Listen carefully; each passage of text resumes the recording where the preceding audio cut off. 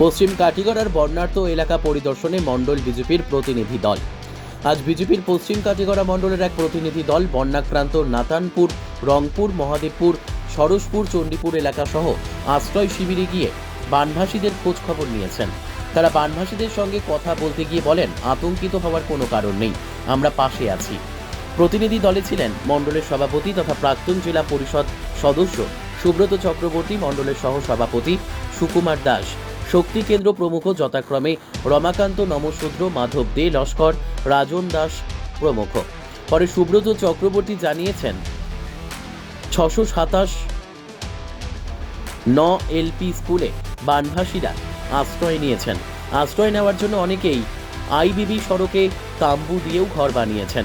সুব্রত বলেন, বন্যায় পশ্চিম কাটিগড়ার অনেক লোক ক্ষতিগ্রস্ত হয়েছেন, জলস্থিতা অবস্থায় রয়েছে।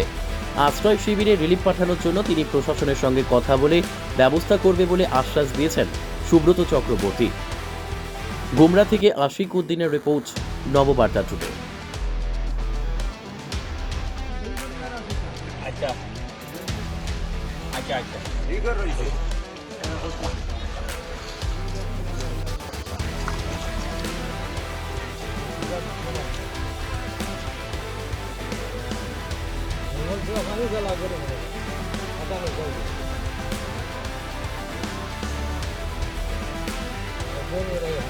पानी इस तरह को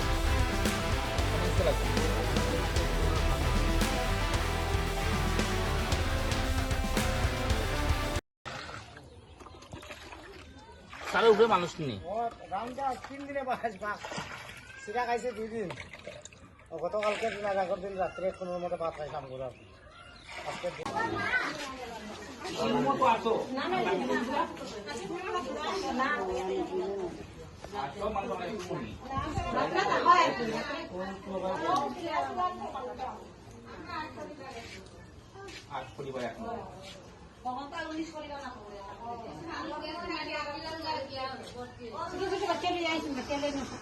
আমার একটা কথা শুনো, দেখো গত বছর তোমরা এখানে চিল্লার যারা আসো এরা কিন্তু সকালে শুকনো আছে ভাই ঠিক আছে সব গেছেন গিয়া, মানে রাস্তাঘাটে আশ্রয় লইছেন গিয়া। রাস্তা ঠিক আছে।